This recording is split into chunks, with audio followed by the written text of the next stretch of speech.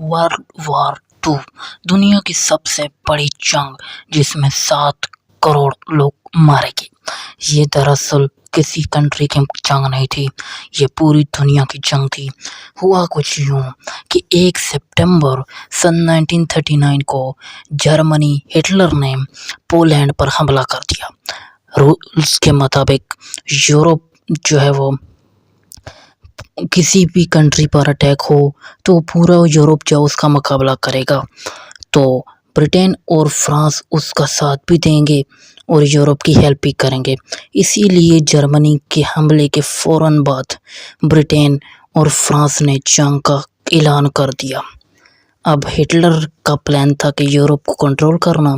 Germany की फ़ौज ने एक नई स्ट्रेटजी यूज़ की जिसे ब्लिट्ज ग्रेग बोला गया, जिसमें fighters, plane, tanks, fast moving troops. इस स्ट्रेटजी ने Poland, Denmark, Norway, Belgium, Netherland और फिर फ्रांस के कुछ महीनों में ही गिरा दिया। ये सब हिस्ट्रिकल फैक्ट थे, इसमें कोई एक्सट्रीगेशंस नहीं था।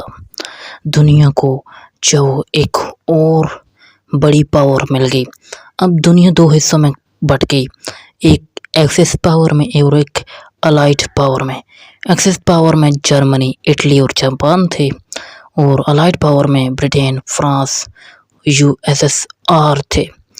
और ये सन 1940 से 41 में लंदन पर जो बहुत ज़्यादा हिटलर ने हमले किए, जिसको बैटल ऑफ ब्रिटेन का नाम भी दिया गया। इसमें हज़ारों लोग मारे गए, लेकिन ब्रिटेन जो वो डट के खड़ा रहा। सन 1941 हिटलर ने एक बड़ी गलती की, उसने यूएसएसआर पर भी हमला कर दिया। अब रशिया का ये एरिया बहुत बड़ा था और बहुत ज़्यादा सर्दी भी थी, तो सप्लाई लाइन जो थी वो लंबी हो गई। सर्दी की वजह से जो अब आर्मी रुक गई और हमले जो रुक गए। अब जर्मनी की वार का टर्निंग पॉइंट यहाँ से स्टार्ट हुआ। सर्दी बढ़ी तो यहाँ जर्मन फ़ौज को सख्त शिकायत का सामना करना पड़ा। इस वर्ल्ड वॉर 2 का सबसे इम्पोर्टेंट बैटल माना जाता है, जो कि आगे जाके दिसंबर 1941 जापान ने जो वो हवाई में यूएस नेवी बेस पर हमला कर डाला। अब जापान के इस हमले में हज़ारों सोल्जर अमेरिका के मारे गए।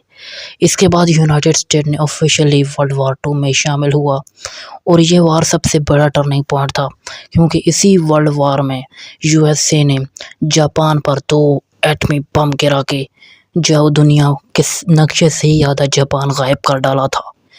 सन 1944 में ऑपरेशन ओवरलॉर्ड यानी D day 1,56,000 allied soldier France के बीचेस पर उतरे। इस ऑपरेशन से वेस्टर्न यूरोप में नाजी कंट्रोल तोड़ना शुरू हो गया। ये दुनिया की सबसे बड़ी डॉक्यूमेंटेड मिलिट्री लैंडिंग में से एक था। वार यूरोप में ख़त्म होने का बाद जापान जब स्टार्ट हो गया, अब जापान और अमेरिका का फड्डा शुरू हो चुका था।